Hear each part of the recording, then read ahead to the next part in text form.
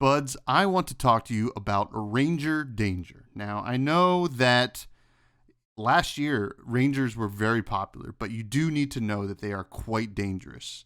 And I know Lexi looks quite inviting and quite friendly, but guess what? She's dangerous. You need to know that. Azalea, a little bit less friendly looking, but you still need to be aware of how dangerous she is.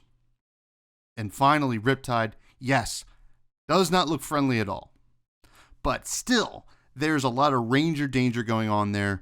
And guess what? That's 3 Rangers. That's 3 times the amount of danger. So keep that in mind. I like to have these kinds of PSAs before the show just so that you all know I care about you all. So please look out for Ranger danger. And here's the show. Fresh and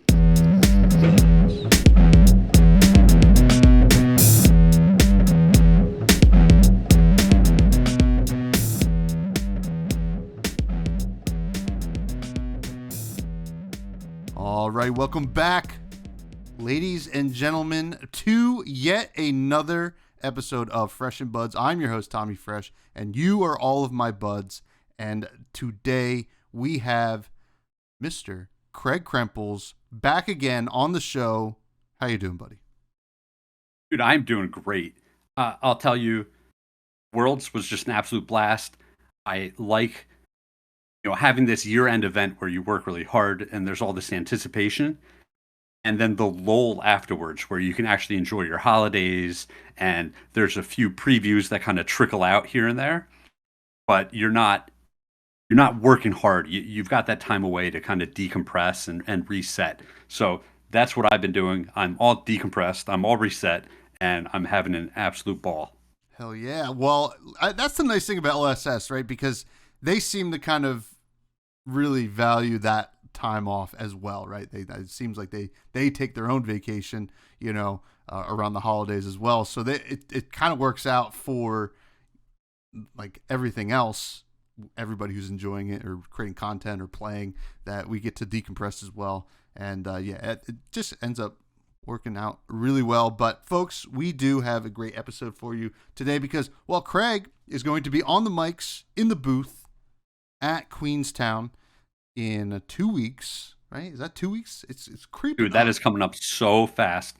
It's kind of 3 weeks, I guess. Mm-hmm. Oh yeah, yeah. But it's right around the corner, and I'm so excited. Yeah, it's going to be an awesome time, and from what I've heard, you've told me off mic, and some of the stuff that you're going to get to do and stuff like that, and basically getting to see the new set in action, and that's really cool. And then we're going to talk about the heroes that are in this set, heavy hitters coming up, and just our thoughts. We can't really go like a deep dive. We don't know the full card support that they're all going to have, but we know what their hero abilities do, all except one as of recording. Maybe by the time this is out, we know what the last hero is, but we're going to speculate what that one is, and it's going to be a good time. But before we do all that, I do want you all to check out the Discord, the Buds Discord. It is in the link tree below, as well as all the other links for Twitter, X, whatever you want to call it, and YouTube. Like, comment, subscribe.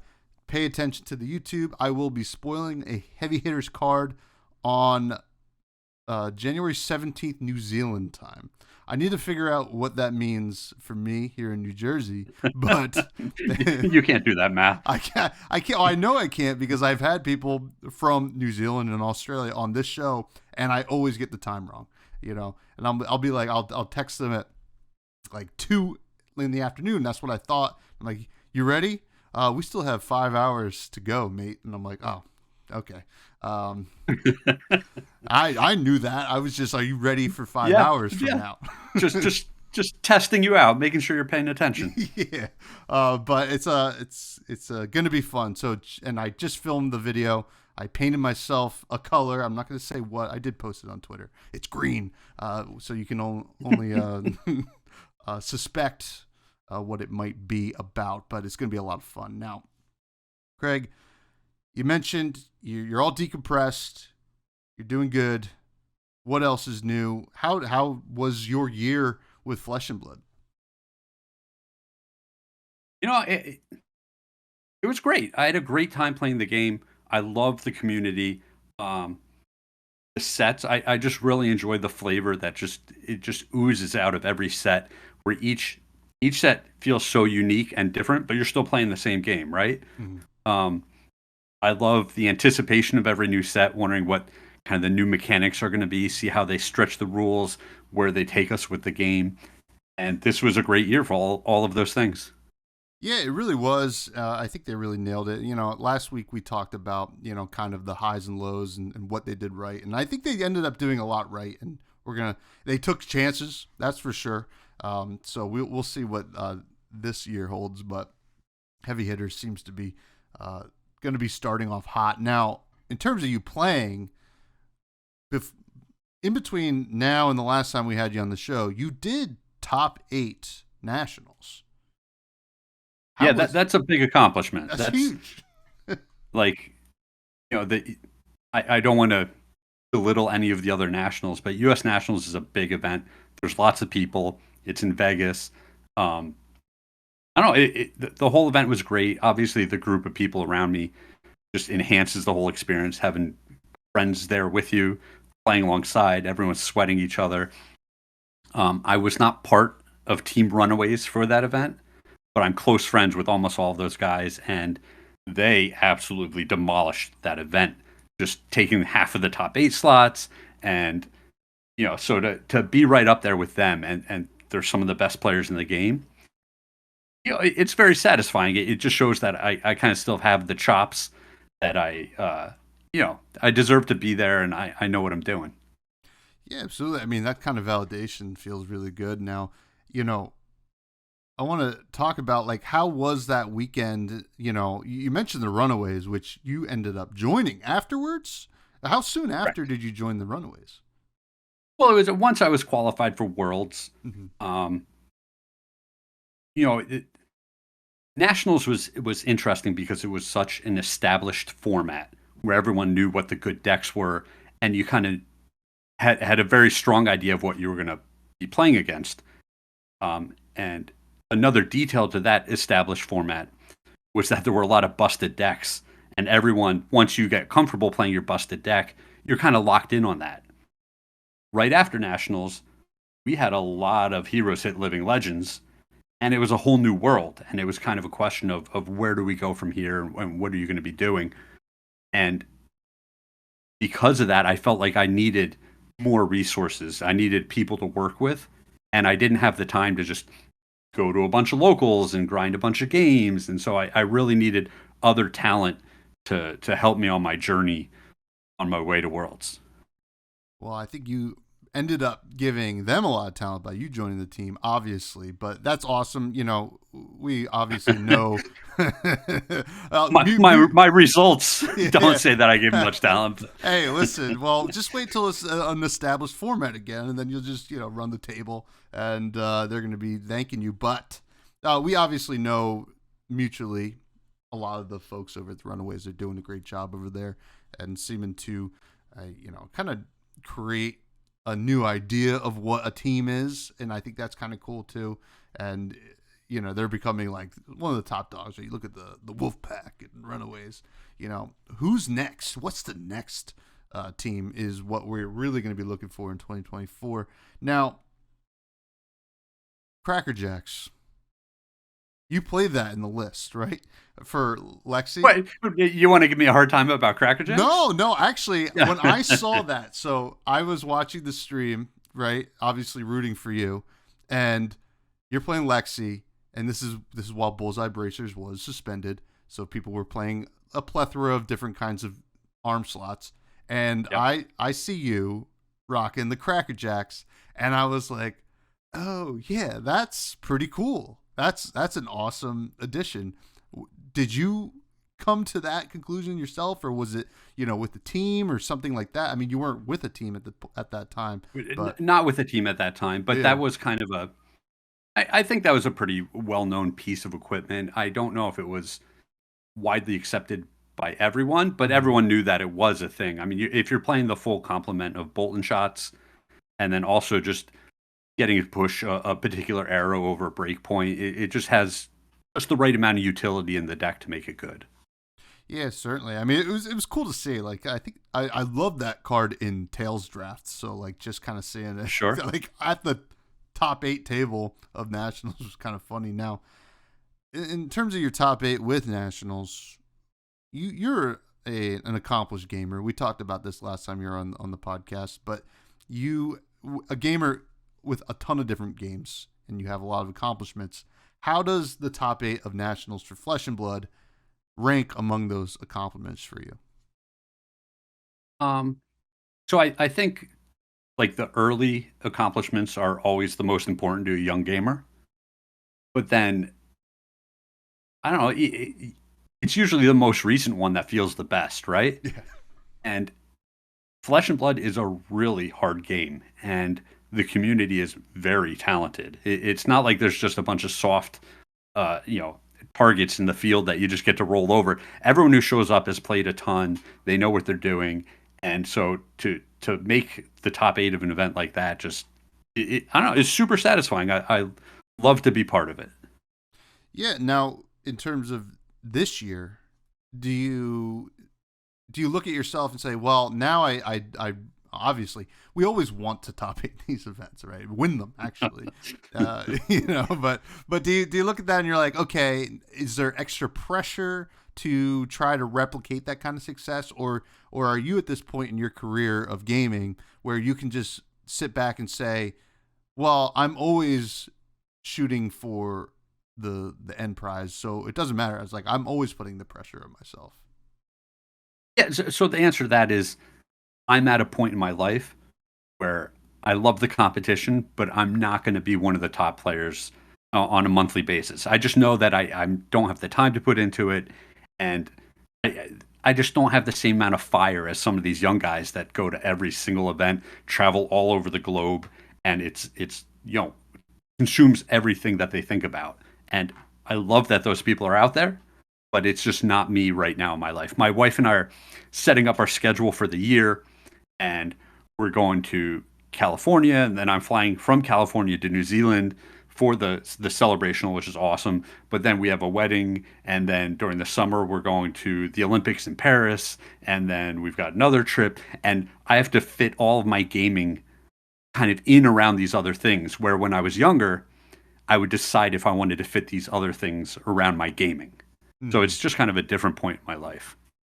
Yeah, well, I think, that's kind of it's a good place to be, right? Because you get to because you are accomplished, right? And I don't think anybody could argue the other way. And the fact that you are doing all of life things, which we tend to do as people who are alive, I guess. That's what people who living people do. They do life things.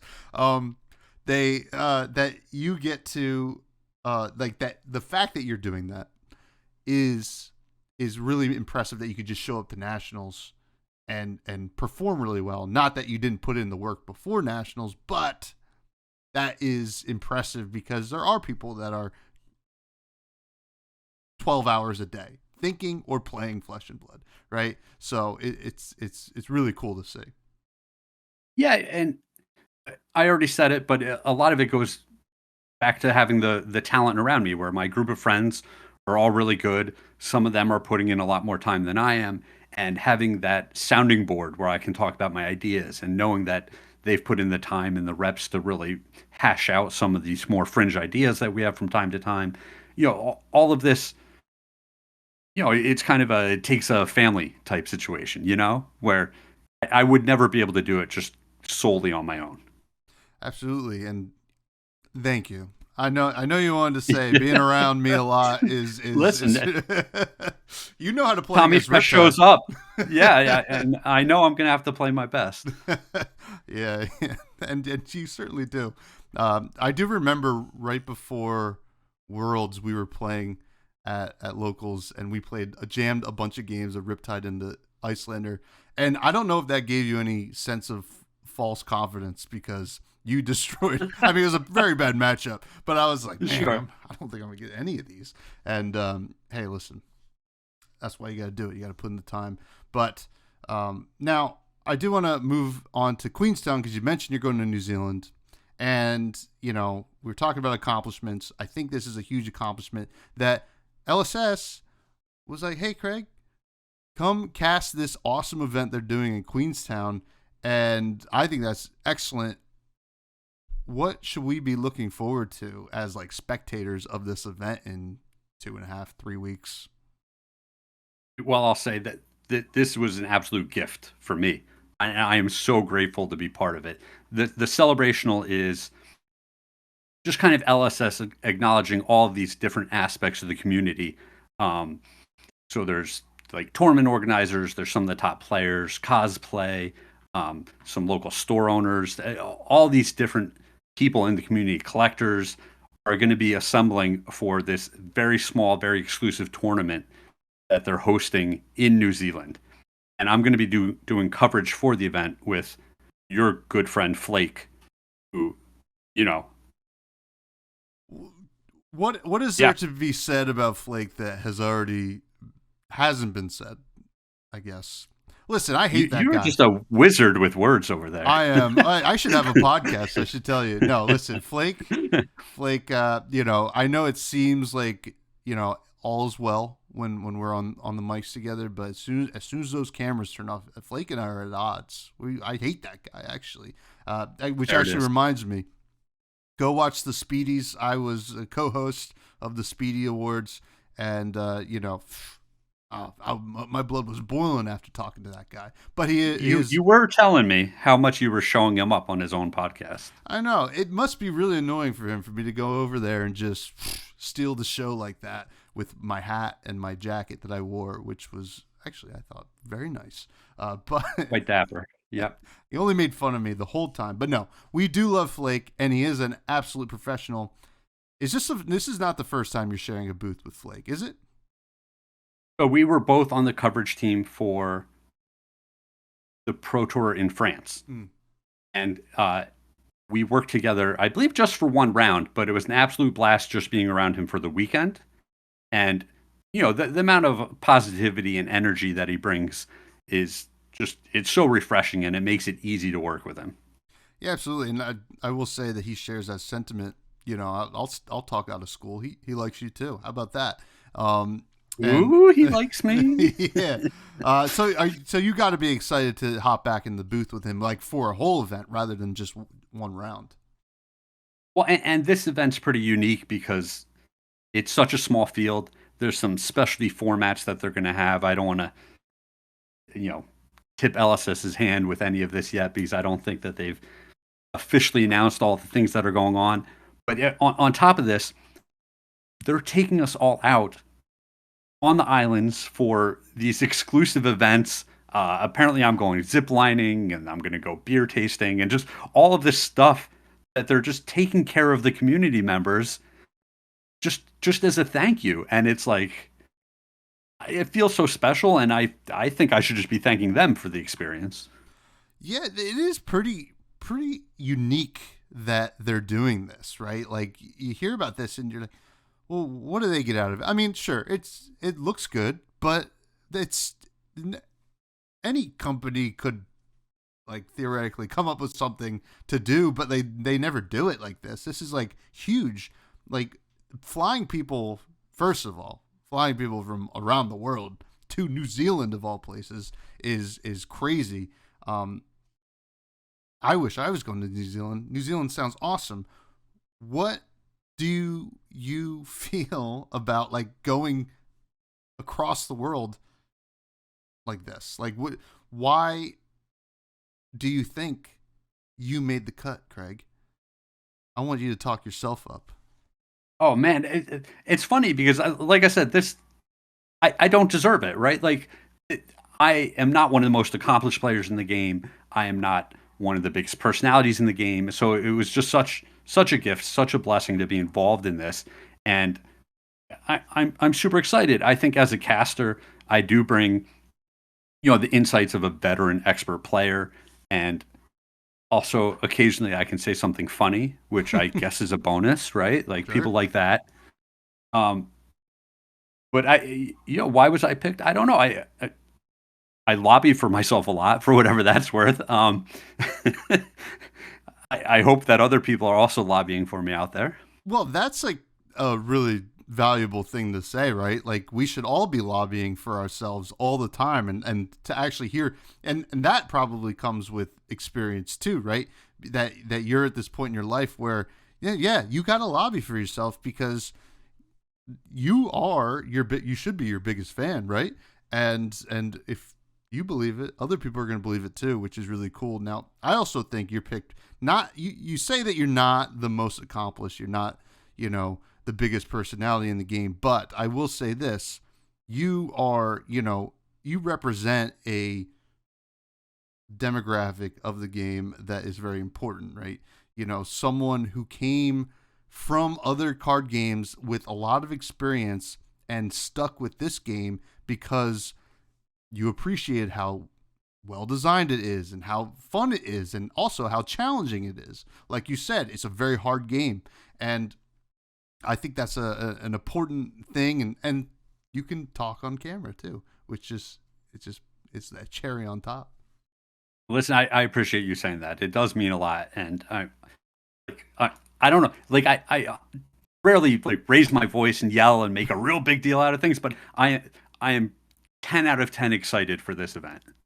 Let's say 11 out of 10, Craig. Let's break the conventions of numbers of that we can be excited. 11 out of 10, maybe 12. You are so excited, and I'm excited for you. I'm excited that I'm going to be at a wedding, so I'm going to be watching the stream underneath the table, and I'm going to be yelled at by my fiance. But that is okay, and I think it's worth it. Now, let's talk about the game itself, Craig. The fresh faves. First time I had you on, we did your favorite cards overall. Since we've already done that, we're going to talk about the most recent set, which was Bright Lights. And it's an interesting set, that's for sure. It's going to be a storied history of a set because of kind of how risky it was. Now, yeah. How were your thoughts on Bright Lights overall before we get to your favorite cards from it? So being an entirely mechanologist set is such a novel concept where I don't know, other games aren't like, hey, we're only going to have one color in this set and it's going to be a large major release. Like they may do a little niche thing, but they can't do it on a scale like that. And so like part of me was a little reluctant in the beginning where it's like, whoa, what's this going to be like? Like, what if 2 or 3 heroes are all really good out of this set? Are we going to end up with just mechanologists everywhere at every event? But the flip side of me is, even if this isn't my favorite set ever, I love the concept of we're not going to do the same thing every single set, right? You're going to get surprised once or twice a year with something that's just entirely out of left field. And I love that. Yeah, it's cool that they, rather than surprise you with like actual card design, right? With some other games, like other games will have a release and like, whoa, that mechanic does that or something like that. That's going to like change a lot of things. But with Flesh and Blood, I mean, look at the 3 sets, right? We had Outsiders, like, oh, we're going to try hybrid cards. And the draft set's going to have multiple heroes. You can choose from them. And then Dusk Till Dawn was like, you know what? We're not even going to, we're challenging what a supplemental set means even to us. It felt Sure. like it's like, this is going to supplement like 2 things. And that's all. Maybe a little bit of other things. But, and then Bright Lights are like, actually, you know what? We could just do, it almost is like they're saying we could do whatever we want. And they can, because this is their game. And, we're just playing it. Well, and like I said, that's what I like. It doesn't seem like there's these sacred cows or these rules that are really defining what they have to do from set to set. And it makes it so much more exciting. Even the addition of this bonus slot in the packs where they're like, hey, we understand we need to give a little bit to some of these other sets, these other classes now and then. We'll do it through this bonus slot so that we're not messing up your draft and your sealed events and things like that. And it's just like, wow, that's kind of a novel idea, and I like it. Yeah, no, it's awesome. And we also got a lot of great cards out of the set from both the expansion slot and the actual main set. Now let's talk about some of your favorites. Craig, Krempels. Which hero from Bright Lights was your favorite? So initially, I thought my answer was going to be Teklevossen for this. Um, the thematically, just putting on this armor and it gets chipped away over time and beat up, and then you put on some more armor over top of it, and it's like slowly gets like stronger and a little more bonus and reinforced, and like they just keep coming at you, but it doesn't matter because you have more armor to work with. I just love the idea of it, and then getting to draw extra cards while playing cards out of your banish zone, like all of this seems really unfair and powerful. Mm-hmm. But then I look at Dash IO and I'm like, oh, if we're talking about unfair things you can be doing, Dash IO is the most unfair thing, right? Where it's not the most consistent, but when it's on, you're getting multiple action points, you're getting extra cards, you're getting all these bonuses, and it is just so powerful. And when all we're doing is playing with bright lights, you kind of lose sight of it. But if you go to an event right now and somebody shows up with Dash IO and someone hasn't played against Dash IO in a while, it catches them off guard. They don't even realize all the things that they need to be worried about. And on top of this, every time the Dash player looks at the top card of their deck, the other person's like, what are you doing? like you just get to cheat the entire game, right? Yeah. I mean, Dash IO was one of those heroes that I was surprised ended up being the one, right? Initially, we all thought like Teklevossen had that really cool stuff, and I even Max, and I think Max still has like a lot of legs in the format now. It's just not doing the crazy stuff that Dash IO is, and it is fun. I mean, like every once in a while, I'll pair up against another one, and I'm like, now I have to reroute my thinking again. Yeah. Which is a testament to the card for sure, the hero. Now, what's your favorite weapon? We only had 3, and they're all pretty unique. Yeah, it's going to be the pistol. Just the idea of like accumulating all these action points, and then just thematically, just like in my head, I can almost see it just like bang, bang, bang, bang, bang. And it's just like the person on the other side is like, oh no, what can I do? Like, I just love it. It's just so cool. It really is, and one of my favorite things about the card is that you can only put 6. It's a 6 shooter, right? You can only have 6 bullets on there. Which is really a flavor win there. Now, equipment. There was a lot of equipment, and some of it was in your deck in this set, but we also had some cool regular equipment too. What was your favorite equipment from Bright Lights? So my answer is a little bit of a cheat here because it's all of the base equipment. Okay. I just think that, like I said, the idea of like having this equipment that gets chipped and used up over time, and then you just slap another piece on, that's just so cool to me. And so just all of the base equipment, it redefined what equipment was, right? Where it goes in your deck to start the game, and this balancing act where you've got the red ones that only cost 2, so they're pretty cheap to play, but it's only a 2 block and it's only a red pitch. But then there's the blue ones. Whoa, blue with 3 block. That's so powerful, but it costs 4 to play it, which is like $1 million. And so just this mix of equipment that all have slightly different effects, but you're doing the same thing. Love it. Yeah, the Evo bases were super cool. And, even sometimes I'll play against the Teklo now, like in Constructed, and I'll still get like surprised at how good, especially the blue ones are. And then they I hate when they transform because you're just like, God, that card's not supposed to be good. Why are you doing it and beating me? No, it is supposed to be good. That's why you're only allowed to have 1. It's not supposed to be good in my head, I think. Because I talk down on that card quite a bit. That's only because I don't want to play against it. And I have a platform. That's how it works. Okay. No, I'm kidding. I'm kidding, kind of. But what's your favorite run-of-the-mill card? Attack actions, non-attack actions, items. We have a lot of items in this set. That cards you put in your deck. It might be Boom Grenade. Yeah. where it's just it's such a thematic win where it's just like boom, right? Like it does exactly what it says. It just shows up out of nowhere and then it explodes for a bunch of damage. And it's like, oh, this is so cool. I will say, and this is going back to Dash IO and it ties into Boom Grenade, is that it creates an even more fun viewing experience for like streams when Absolutely. when you see the Dash IO player looking at the top as a viewer, you're like, oh man, what are they going to do? And you just start running through all the possibilities, and it puts you in the same seat as the opponent, and then, but you can also be happy if they play the Boom Grenade rather than sad. But very, very cool. Now, Heavy Hitters is our next set.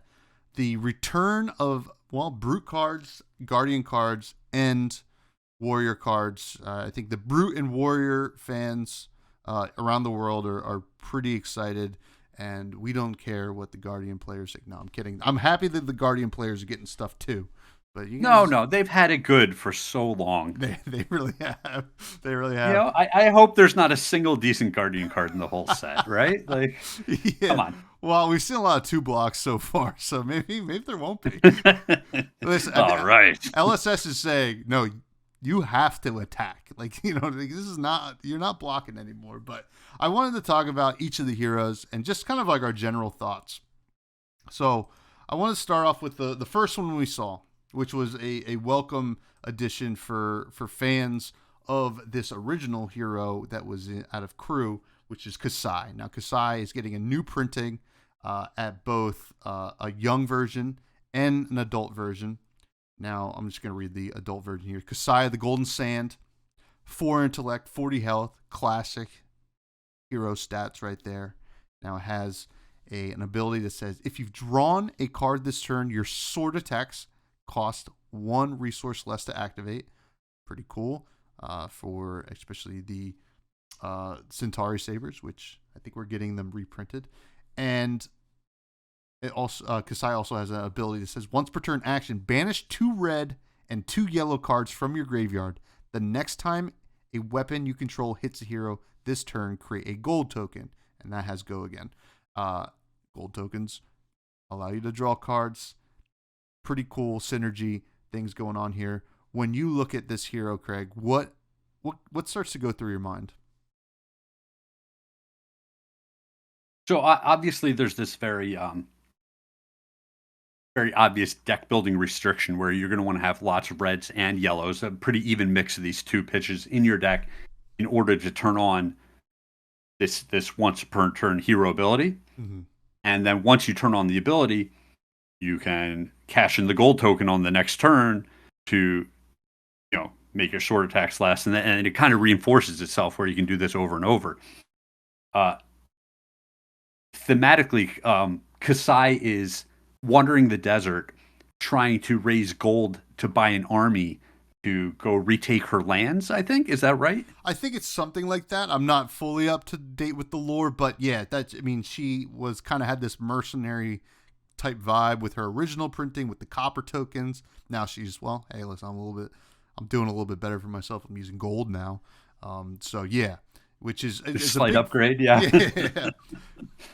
Which is I would say a big flavor win here with the ability. Yeah, it feels very flavorful, and expanding out a little bit with some of the other spoilers that we've seen. There's cards that create these Centauri sellsword mercenary allies, and as we've seen with some of the illusionist heroes, having allies on the board can be one of the most unfair things that you do in the game, especially against some of these bigger, clunkier heroes that only have 1 massive attack each turn. Trying to clear out allies is super difficult. So it's interesting that, Kasai ends up in a set with a bunch of brutes and warriors, and guardians, which traditionally don't make multiple attacks in a turn. Mm-hmm. So just seeing that just kind of makes me wonder: is this hero going to be doing more unfair things than the other heroes in the set?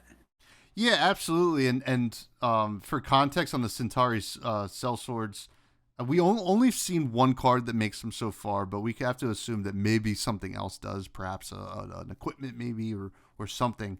But Raise an Army is a specialization for Kasai. As additional cost to play it. It costs 0. It's a yellow. It blocks for 3. It's just a warrior action. It says as additional cost to play it, destroy X gold tokens you control, and then you create X Centauri sellswords, and that has go again. So the Centauri sellswords are 3 attack allies with 2 health, and they say once per turn action, pay 1 resource, attack, go again, which is pretty good. But you can only do that if you've attacked with a weapon this turn. So you want to Centauri Saber, give it go again, and then hopefully start a chain of a bunch of sellswords coming together. But that really does nail the flavor here, right? It does, and from a gameplay aspect, it creates this interesting balancing point where gold tokens are awesome because it's only 2 to draw a card. You can turn your blues into an extra resource in another card, and anytime that gold's sitting on the board, it's going to be super tempting to cycle your blues and your yellows just into free cards to try to find your best attack every turn. But this card says, hey, you need some gold sitting on the table. You need some resources you haven't used up yet in order to make this card really powerful. So I just think that's such an interesting dynamic we have going on. Yeah, it's very cool, and it'll be interesting to see how often you're going to be able to create these sellswords in like limited. Obviously, with constructed, you could build a deck to raise. Yeah, you're going to go ham. Yeah, you're going to go crazy in constructed. But we do have the agility tokens, which is a great way to give your sword go again, which also will make the sellswords go as well. So it's a pretty interesting hero. I think she's set up to be quite powerful. Do you agree? Oh, absolutely. I'm super, super interested in seeing what else they do with this hero. Yeah, because you don't want to push too far, right?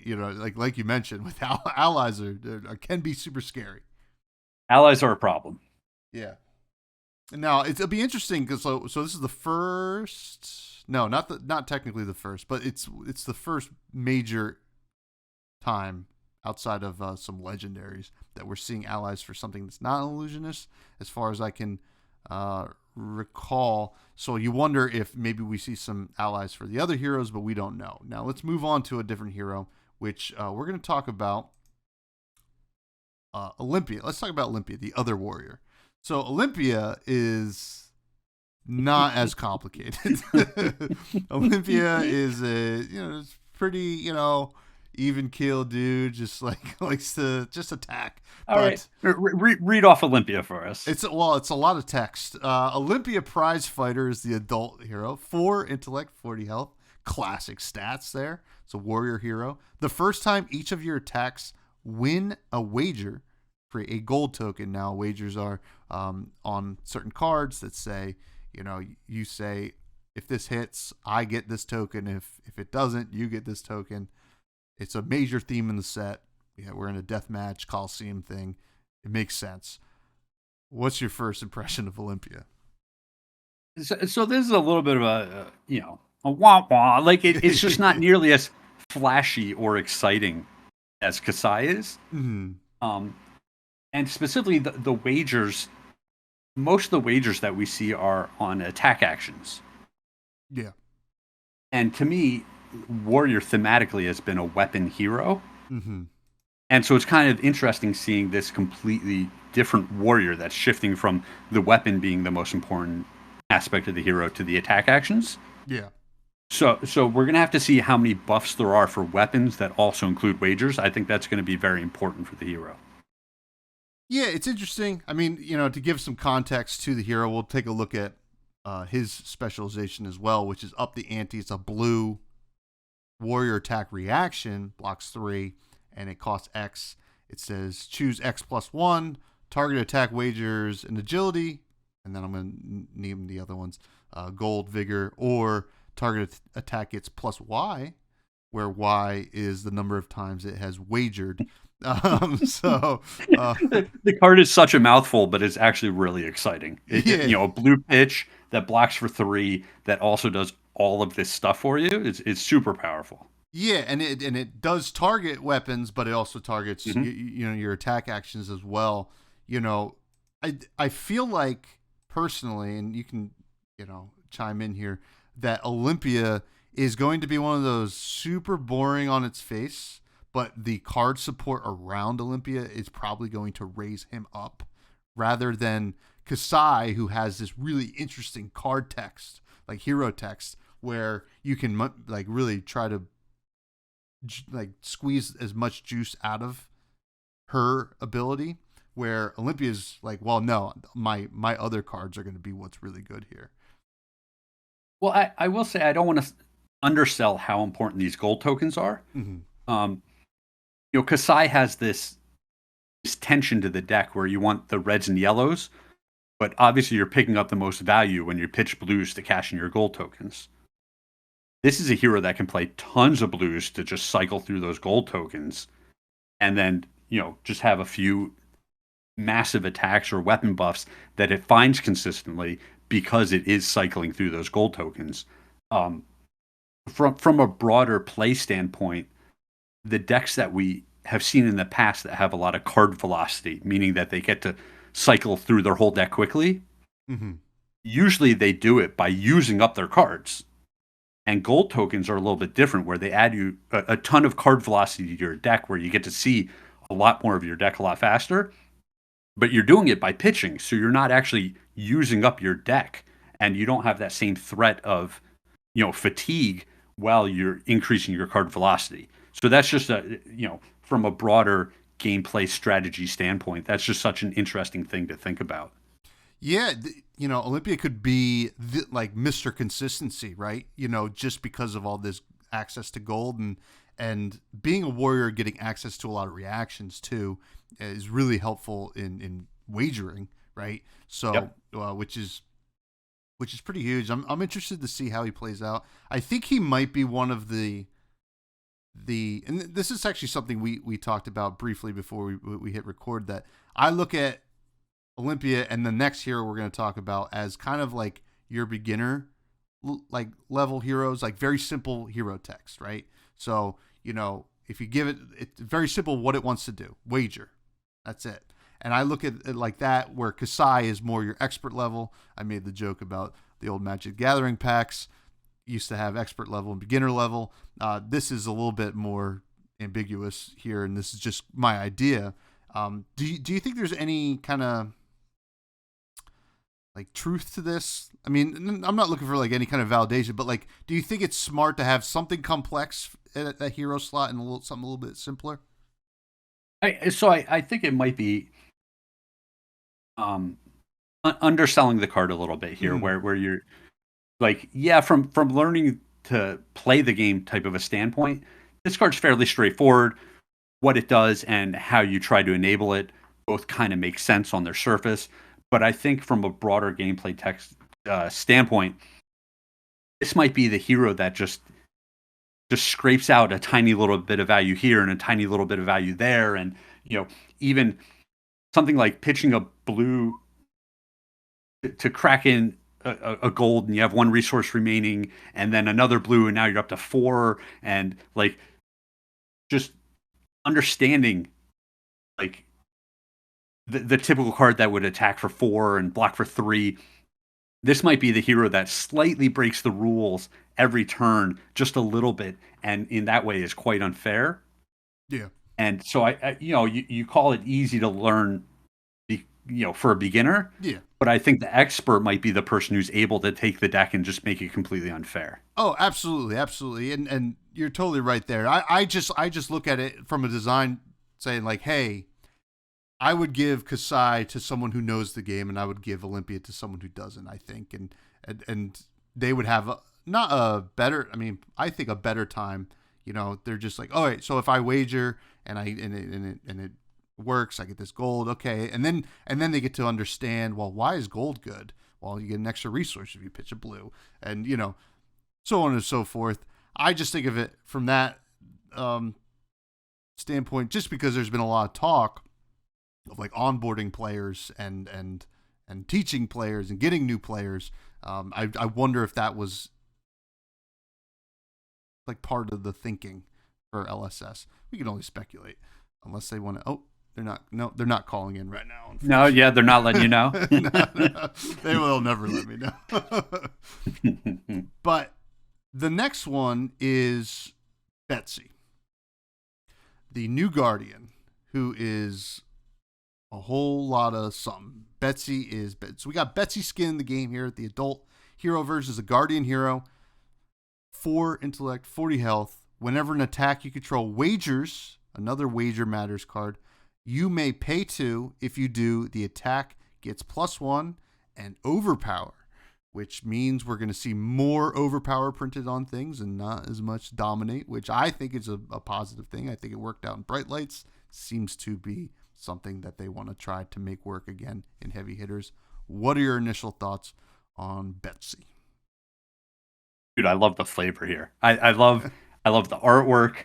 I feel like just the entire feeling that this card gives me when I'm looking at it, and like she's getting more bold when she's wagering things, and I could just see her like slamming money on the table and like yelling and like, all right, come on, let's bet on it, let's go. like that. I love the ability. It's like, yeah, like when she's wagering, she gets more aggressive and more powerful, and it just thematically it's such a win. Yeah, it really is, and it's kind of interesting. It's another more simple kind of ability, right? But it's kind of interesting. You look at it. Well, yeah, I want a lot of resources, so yeah, it's still sticking to the Guardians really liking blues, and because you got to have that, or you don't have to have it, but you want the extra 2 resources when you're attacking. So I'm thinking, you're looking at a lot of 4-cost attacks maybe. And you get the extra 2 to get this little bonus, which I think we did get a specialization, which is bet big, which goes along with the theme here. Love it. Which is almost exactly what you're describing, like slamming down these coins and almost breaking the table, which is a red Guardian attack action, 4 cost, 8 attack, 3 block. Specialization. When this attacks a hero, you may wager a gold, might, and vigor token with them. So it's just saying, hey, play this, pitch 2 blues, play this, and then pay the hero text ability. I think coming in for 9 with overpower is going to be hard to stop, and you're going to win those wagers.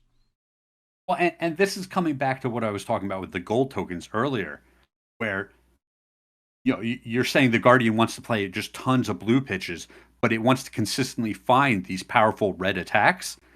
And this lets you have that good, almost 2/3 of your deck is these blue pitch cards. But when you're all filled up on blues, just start cashing them in for those golds, and you're going to find that red attack that you need and have the resources floating left to play it. So I could see this just being really good in the set. Yeah, and this is also, what some would say is a departure from your traditional Guardian design, right?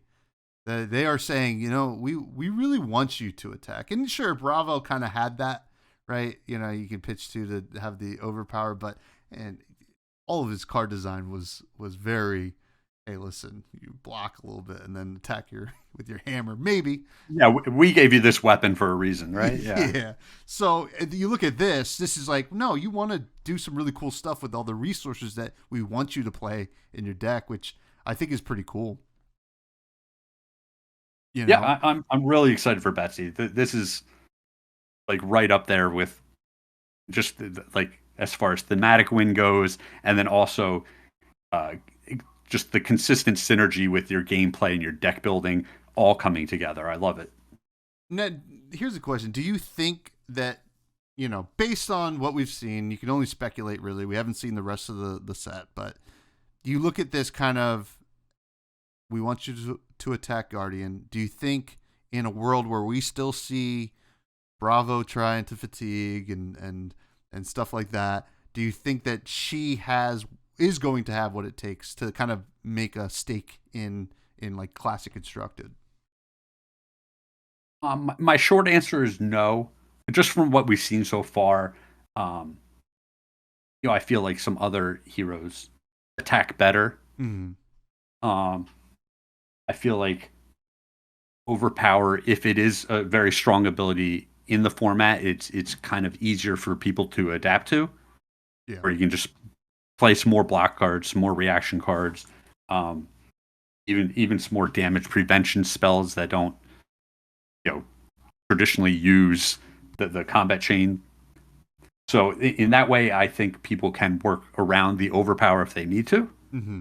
And then obviously, if you start losing these wagers, it's like, ooh, ooh. Like, Yeah. Yeah, things could spiral out of control, and yeah, I look at it the same. Like she might end up having some kind of play based on what she gets, but she does seem very scary and limited for this draft set, which is going to be, I mean, overpower was a lot of the ways I would win games in bright lights. I'm sure I'll lose games absolutely. to it in heavy hitters. Now the brutes are back, Craig. We can all rejoice. We all love Brute. Me and you, we stay up late at night. We talk about Brute's the best. Yeah, never touch the stuff. No. Well, I've touched it quite a bit, and I'm going to continue to touch it. And well, we got one heck of a doozy here with a new Brute, another crew hero that got a new printing, both young and old. It's KO, armed and dangerous. And guess what? KO lost an arm. Which we don't know how yet, which I think he was fighting some kind of beast. I think that's what they said. But he has 4 intellect, 40 health. Good for him. You have 1 weapon zone. You may only have one-handed weapon or an offhand equipment. Attack action cards you own get +1 while they are in any zone other than the combat chain. The first time you discard a card with 6 or more during each of your action phases, create a might token. So, we got blue 6s. Blue 5s are blue 6s now. Craig, did you hear? Oh, and yeah, tons of these cards, the yellows and blues that you used to not be able to play, are all in play now, which is pretty exciting. I will say that I like that they give you the option of playing an offhanded card, like someone's going to show up with like just the arcane lantern or something, like KO with one arm, he's just swinging a lantern around in front of him. Like, oh yeah. Well, the first thing I thought when I saw that, I was thinking of our buddy Jim, and I was like, oh, Ornate Tessin is gonna be. Oh yeah, the fan. Yeah. KO's gonna be out there just fanning himself. This hero is, to me, is super cool because, well, there's flame. I mean, they're like, what if he lost an arm? Well, that would be kind of cool. Let's only give him one-handed weapon. That's awesome. Super flavorful. And then he smooths out the brute stuff. I don't think he's going to be overpowered because, well, hey, listen, you can't do claw anything. You can do claw into something anymore. So I think KO is going to be quite good. But what are your thoughts as someone who, quote unquote, never touched the stuff? Well, a lot of these, a lot of the go again attacks that brute might want to dabble with, it used to have problems fitting into the deck because they weren't the 6 attacks that you needed. So getting that little bump is going to be huge, and I think people are going to be able to jam a lot more go again attacks into the brute deck now, which is super interesting to think about. And on top of this, we're kind of, burying the lead here with the might token. I think that's the thing that's going to consistently push this hero over the top, where just turn to turn you're carrying this extra 1 damage just every single turn. And if you had a hero that just said, at the start of the game you deal 6 damage to the opponent, it'd be like, whoa, like that's super strong, right? And this is not exactly that, but in some ways it's kind of close, where most games are going to go 6 or 7 or 8 turns, and you're going to get that extra damage almost every single turn. So it's really strong.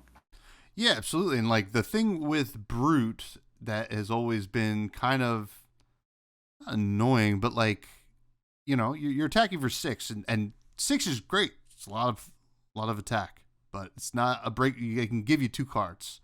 Now all of a sudden you're attacking for 7, right?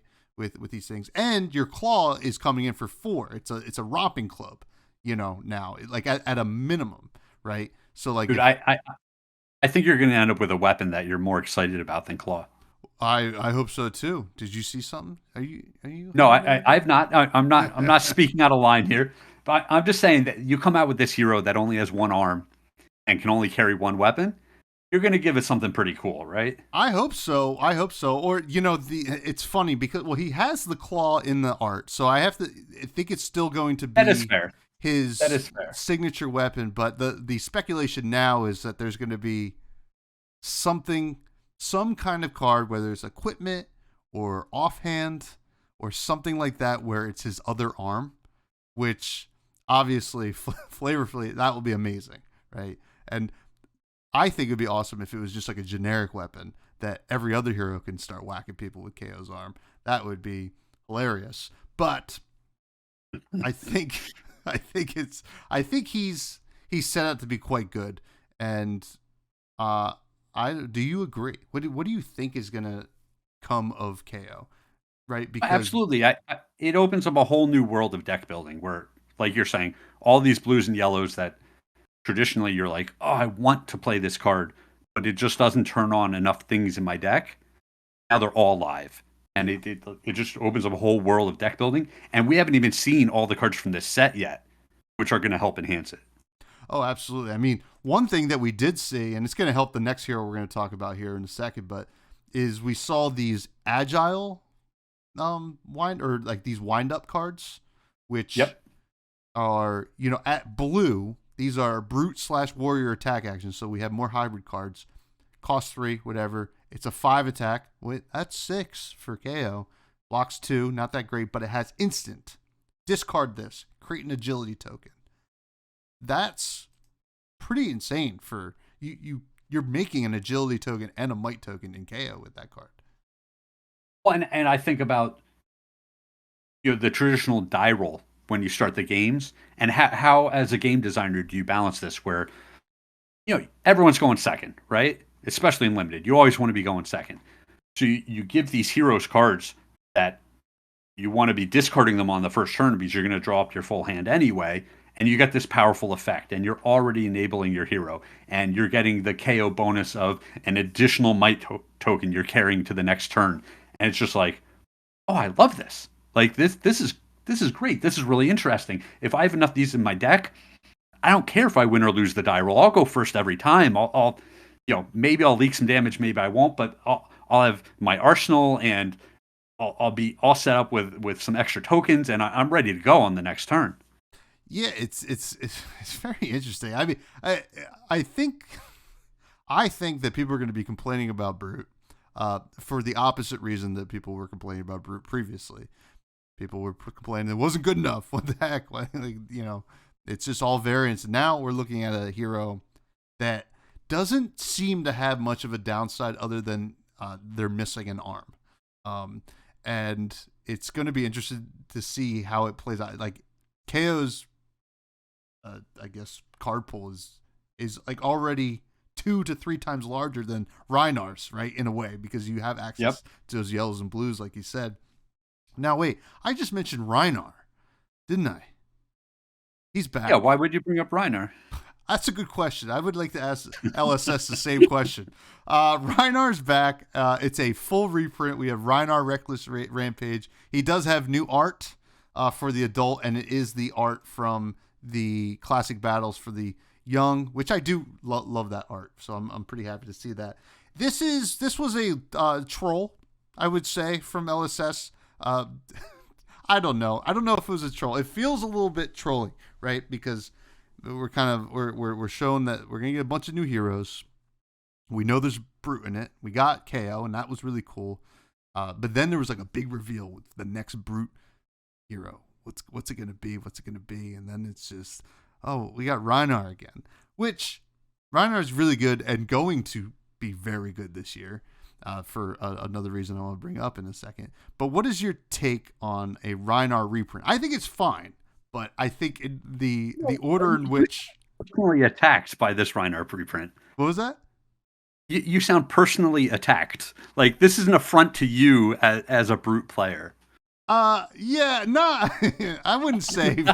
All right, well, maybe a little bit. So I think it was just disappointing. And I think, okay, So if they wanted to troll the brute players, I think this was the way to do it, and they did. And I think they like to troll brute players a little bit because we're angry bunch, right? Just naturally, right? It's never. That's why you play brute. Yeah, it's never our fault we rolled double ones. Okay, just so if they wanted to troll us, this was the way to do it. But if they wanted the brute players to not be upset, because I think brute, like it's almost a unanimous thing that like brute players were a little upset that Rhinar got reprinted. They wanted a new brute, right? We want new toys to play with.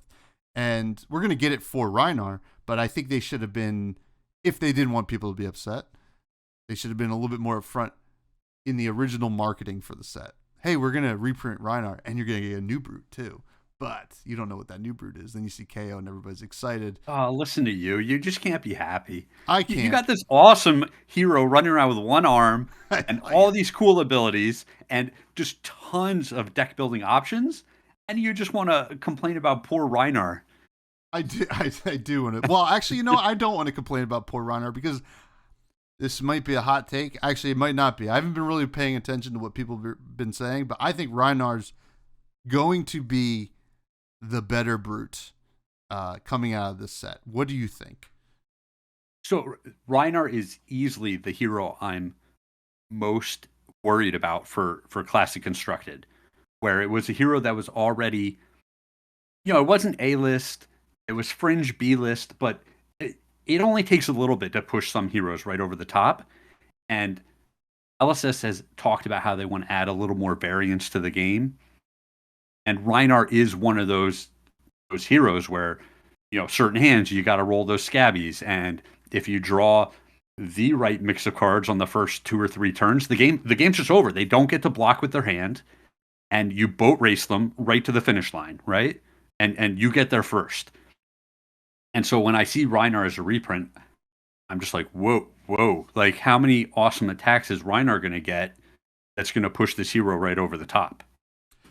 Yeah, I think that's the worry. And the main thing that I'm not worried about, like I'm excited because I do want to play Rhinar, is the new keyword, beat chest, which says, as an additional cost, and it's on a couple different cards, I'm going to read Bonebreaker Bellows, the first one we saw. It's a brute action, blocks 3, costs 1 at the red. It's a common. Beat chest. As an additional cost to play this, you may discard a card with 6 or more. Okay? That sounds like brute. And then you're like, you may. Interesting. Yep. And it doesn't say at random. Yeah, no. Your next brute attack this turn gets +3 if you've beaten chest this turn, which I just love that phrasing so much. Instead, it gets +5, and this has go again. So, beat chest is obviously just free intimidate. That's free intimidate for Rhinar. Every single time you do it. It's a free intimidate. It's a lot of bonus. We do need to keep in mind that a lot of the brute cards have 2 different texts on them, where some of them say, if you've discarded it at random. Mm-hmm. Yes. And then there's others say, if you've discarded it. And so you don't get all of the random effects when you're getting to choose what you discard. Yes. So it does eliminate part of the card pool from these easy bonuses that you might think you're getting. But nonetheless, like you're saying, where you don't just turn your card into more damage and potentially whatever your discard bonus is, you also get to intimidate that additional time too, which forces through so much damage. And if we move away from heavy hitters just a little bit, I mean my head goes straight to Levia. Oh yeah. Where it's like, hey, this is a hero that's very close to being one of the best heroes in the format. And it's only going to take 1 or 2 good 6-attack cards out of the format to really push Levia over the top. And this is a hero, Levia, that traditionally was a little more hamstrung because it had to mix in a bunch of 0-block cards into the deck. And if you're able to just whittle down on some of those where you are very consistently blocking for 3 or 6 a turn and then still presenting that one really beefy attack, and then there's the swing turn where you put all of your armor in front of their attacks and you keep your whole hand and you blood rush bellow and now you're working with 5 cards, and like Levia could easily just end up being the biggest winner out of heavy hitters. Yeah, certainly. I mean, just being able to, let's say, choose or play a card, like let's say you're on turn 1, because that's the worst thing about Levi is like you're turn 1, you don't get the block, right? You're just like, Yep. and then a lot of my cards, all of a sudden you have this whole suite of cards, because we have some other beat chest cards here. We have an attack, which I won't read. It's just you get like a bonus if you beaten chest. It has beat chest, and it is a 6. So all of a sudden Levi could play a 6 with beat chest on turn 1 or turn 0, and not only attack for 6 or whatever, and with a bonus from the beat chest, you also just put 2 cards with 6 into your graveyard. So you're already off to the races, and you're sitting pretty. Levi is very scary, but I do personally think beat chest is a clear signifier for Rhinar, that they want him to be really good, one, and then also play tall as opposed to perhaps KO, who seems to be able to do the go again stuff a little bit more efficiently because of his text, which, Rhinar was doing it before, and he'll continue to do it. He's getting a lot of support here. You say that, but there's some crossover where KO's ability, pumping all of your 5s to 6s, allows you to beat chest with almost any card in your deck, which is certainly a bonus. Definitely a bonus, and I'm sure KO will play some beat chest cards, and there will probably be KO builds where it is a beat chest focused, and I think it's a really elegant way to, we've seen this actually we saw in Outsiders especially, where the limited format has this kind of crossover where both heroes can benefit from what they're doing, and it's very exciting. Now, we don't know what the last hero is. We can assume it's a Guardian, and so I want to get your opinion on this. So we have, with the exception of Rhinar, we have had 2 heroes that were young heroes previously with different printings, now with a new printing, and then they have an adult version. Is Guardian going to get that too? Is Valda coming back with a new kind of thing here, because she does fit the theme where she's kind of just like this bartender lady that fights a bunch of people in taverns and stuff like that. Like, what do you think there?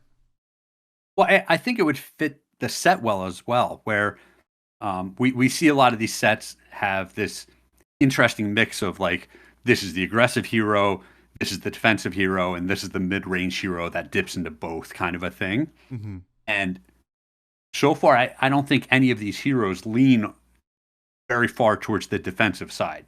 Yeah. And, we haven't seen all the cards yet, and obviously we haven't played with any of these cards. So it's very possible that some of these limited heroes play in very different patterns than they initially seem to. But I wouldn't be surprised if the Last Guardian is a more defensive oriented character, and Valda certainly fits that bill. Yeah, that would be kind of neat. Obviously, we would expect to get a different printing. Probably has to do with maybe some of the other tokens in the set. Maybe she gets gold for some reason, and it could be quite good. But I'm pretty excited for this set, Craig. I don't know about you, but like, not only for constructed but limited does seem like it's going to be a blast. Now, this is the first time I think we've heard James White say this is going to be the most fun limited set they've ever made. They always used to be... I can't imagine that's the first time he said that. Well, no, so here's the interesting thing. People have always said from LSS, the next set, this is the best limited experience you've ever had. This is the first time we've heard them not say best, but most fun, which is interesting. Words matter. I have a podcast, Craig, and words matter here. What you just say whatever you want. None of that means anything. That's true. I do. Listen, I do say whatever I want, and nobody's going to stop me until they do. But what do you think? Is it going to be the most fun? You tell me. You're the one parsing words here. Tell me what is the difference between the best limited experience and the most fun set? What does that mean to you? I think that means that they looked at this one and said, you know what? I don't think all of the competitive players, like hyper competitive players, are going to be like like really into this set, right? They're going to have fun with it, right? I don't think they're going to be like, this is the best for competitive play. I think they looked at this set like, there's a lot of variant stuff going on. There's wager, there's clash, there's, we have brutes in this set. So that obviously throws, a whole new thing into the mix. So yeah. I think they looked at it as like, this is going to be a hit among all kinds of players rather than your hyper competitive players. That is how I read into that. Okay. So yeah, I can get on board with this. You're saying this is going to be a little more high rolly. Yes. Of a format. And now and then you're just going to get clobbered in the first 3 turns and the game's going to be over.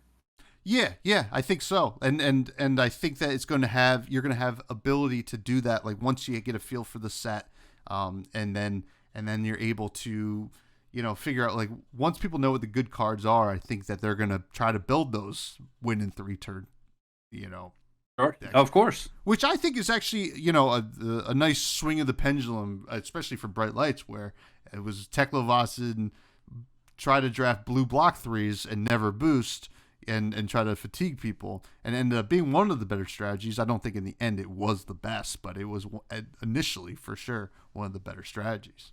Oh, very solid strategy. Looking at this, I could see how it would just be really fun, just playing a pump and then this huge attack, and you've intimidated 2 cards out of your opponent's hand, and you're just like, well, I'm coming in for 10, and like maybe the only cards left in your hand don't block well, or they were the cards that you wanted to use to attack me, and so now we're just in a slugfest, right? We're just a back alley brawl. We're both just clobbering each other. I will say, we've had other sets that were just absolute brawls, but all the cards were too similar, where we had a ninja that just every turn you're playing 0 for 3, 0 for 4, pitch a blue, attack with my weapon, another one from my Phoenix Flame, and it was just too consistent. It just did the same thing over and over and over. And I think when you mix in brutes and guardians and warriors, there's going to be a lot more variety of gameplay, and a lot more variance in the hands that you draw. And so in that way, I could see this, being a lot more fun. I'm on board. Well, yeah, I can't wait. And I can't wait for you to do some coverage of. I'm assuming some limited play is going to be happening at the Queenstown celebration. I guess we'll see. I imagine that's probably one of the best things to do. It's a premier event, right? I can't tell you. All right. One last thing here. Yes. with heavy hitters. A new card type that they showed us. Yes. Universal. Yes. I think this is so awesome. Or is that? Well, yeah. A card mechanic, sure. Yeah. So yeah, we do have Universal, which we saw in Wage Gold, costs 3 at the red. It probably comes in all 3 colors. Attacks for 7, blocks 2, and it says Universal. While in any zone, this is the same class as your hero. And then it has some other text about wagering. You get a gold token. This is exciting. Love this. Yes. Yeah, that's super interesting. The ability to, release cards that are class specific, but also can be played in any class is just something we haven't had before. What we've seen so far hasn't been a complete paradigm shift for what you're doing with any existing decks. But when you just think about a deck like Dash and Boost and how you don't want any non-Mechnologist cards in your deck, having these types of cards is just, it's a whole new world. It does, and it's really cool, and it helps smooth out like some of the abilities here, right? I will say like your next brute attack, right? Mm-hmm. Gets whatever, and I'm sure, we have stuff about next guardian attack. It's a really elegant way to smooth out things. It's like you're like super generics, right? In a way, that are the kind of. I don't know. It would be fun to play with. But yeah. Thank you for bringing it up. I'm just looking forward to see what else we come out of the universal landscape of things. Yeah. Well, imagine if they print something super busted at Universal, like Majestic or something like that, and then we're really off to the races, and it's gonna be the chase card of the set. You heard it here first. We do have some listener questions, Craig, before we say our goodbyes. If you want to answer them. Do you want to answer them? I really don't like people or questions. Okay. Well, thanks for coming on a podcast where you get you get asked things. All right, hit me. All right. First comes from Greg, aka Darth Prentice, who says, "What are your thoughts on UPF draft in heavy hitters? Fun, weird, or best competitive format ever?" Yeah, I enjoy all of the limited formats that come out. Mm-hmm. Um, I like that there's different ways for everyone to play the game and engage with it in the ways that they see fun. And I don't know, like every format is just its own unique set of problems to solve. Yeah. And to me, that's just always super interesting, and I just get really into it. Yeah, I'm excited to see how that plays out. It should be a lot of fun. I mean, it that might be another reason they said this is the most fun format ever, because you got more ways to play it, which is really cool. Yeah. Sigma asked, "What were your best memories of Spain? How was the whole experience? What did you enjoy or not about the World's organization?"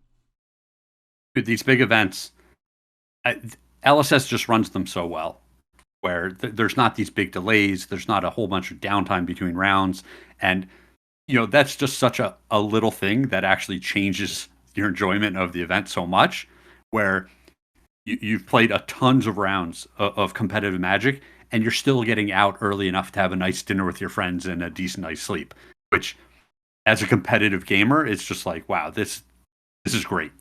But my best memories are just seeing some of the city. Like I went and saw Sagrada Familia, which is the cathedral there, and it is magnificent. And just walking around the city, the food was good everywhere. The prices were actually unbelievably reasonable, which I was surprised by. And so just having these great meals with my friends in a foreign city where we're all just doing something that we love. I mean, it's awesome. There wasn't one just super particular thing. It's funny because I went there, I told you I lost like not every round, but it felt like every round of Flesh and Blood that I played. Mm-hmm. And I still just had a spectacular trip. It was such a good time. Yeah, I mean, that's what it's all about, right? Like, just play the game, see the world. That's what they say, and that's what you're doing. And sure, you would have liked better results, but man, it's a beautiful city. I would have loved to have been there. Capolo asks, finally, what are you looking forward to do in New Zealand that's not Flesh and Blood related?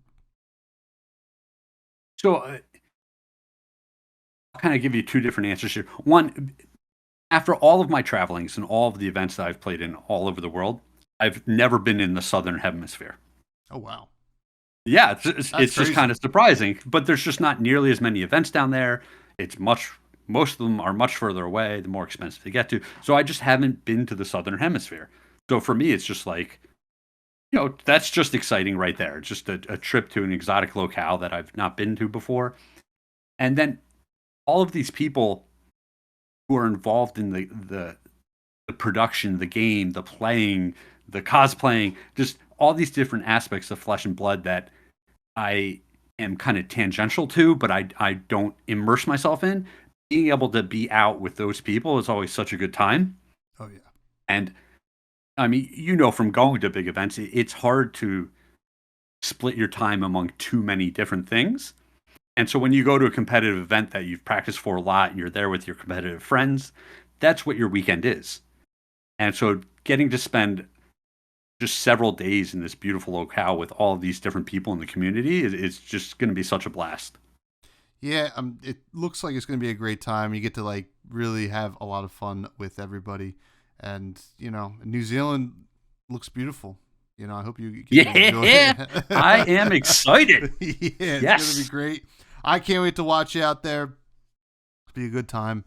And thank you all for the questions. You can continue to submit them on the Buds Discord. I always post when I'm going to have somebody on.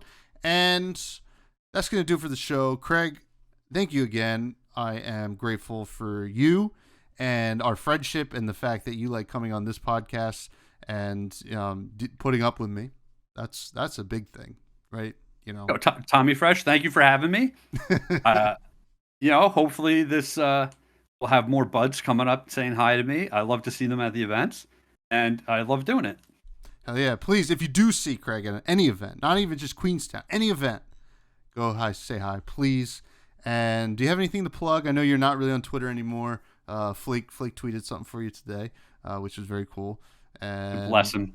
just doing the dirty work for me. Yeah. I mean, did I tell you the story about Twitter? Yeah, last time, because that was when we first, that almost coincided with the last time you were here. You kind of got kicked out, right? Well, my account got hacked, and it was right around the time that Elon Musk took over the company. And so I reached out many times to try to resolve this problem. And there's just no one on the other end at Twitter anymore. Yeah. And so I don't know if they've fixed this or not, but my life has just been a little more comfortable since I haven't had Twitter. And so I'm done with it. Like, I'm fine with that. So, if you want to find me, I've got a public Facebook page that you can follow. I'm not super active on it, but I do post things from time to time. And, just come up, talk to me at events. I'd love it. Cool. You can continue to find me, folks, on Twitter. I'm still there in the hellscape. I haven't escaped, Craig. At freshbudspod, it's still a good time over there. Check out the Buds Discord. Check out the YouTube. I am retooling the Patreon this month, so it'll be back up next month. And also check out my other podcast that I do with my cousin, where we talk about indie game podcasts. That's called Fresh Juice. All the links for all that stuff is in the show notes. And food. When's that cosplay coming? The cosplay? I'm working on it. It's all down there. I'm trying. Okay, I will say this. I'm trying to get done for the Calling Hartford, which I will be at. If anybody wants to say hi. And that's coming up quick. Yeah, that is coming up quick. And I gotta stop doing house things. I just painted today, and if I had just used all that. And my fiance would not like me saying this, but if I use that energy to the cosplay, we'd be humming. But yeah. But food. I always like to end the show talking about food. Craig, what's some food you've been enjoying lately? Dude, just recently, delicious pizza in North Jersey. Just all the different weird things that you get on top of your pizza. Like the chicken parm pizza or the ziti pizza, just really been enjoying some pizza recently. Yeah, pizza's very good. Pizza's very good. This is the year of pizza. Actually, no, I heard it's the year of soup that I read in the New York Times. Soup's making a big comeback, folks. All right. Well, I think I plugged ramen last time I was on here. Yes, you did plug ramen last time you were on here. So, I didn't want to hit up ramen again, but that's basically soup. Yeah, that's a soup, right? And... Yeah. I think we're going to eat some good stuff this year. Let us know what is good in New Zealand, and the beer tasting that you mentioned. That sounds awesome because some of the best hops come from New Zealand, but it's hard to get them here sometimes. So that's some beer knowledge for you. All right, yeah, there it is. And finally, we don't have time for our buddy Charmer, but I'm sure we'll get to him at some point. Thank you all. Next week, yeah. Definitely next week. And thank you all. Please have a great week.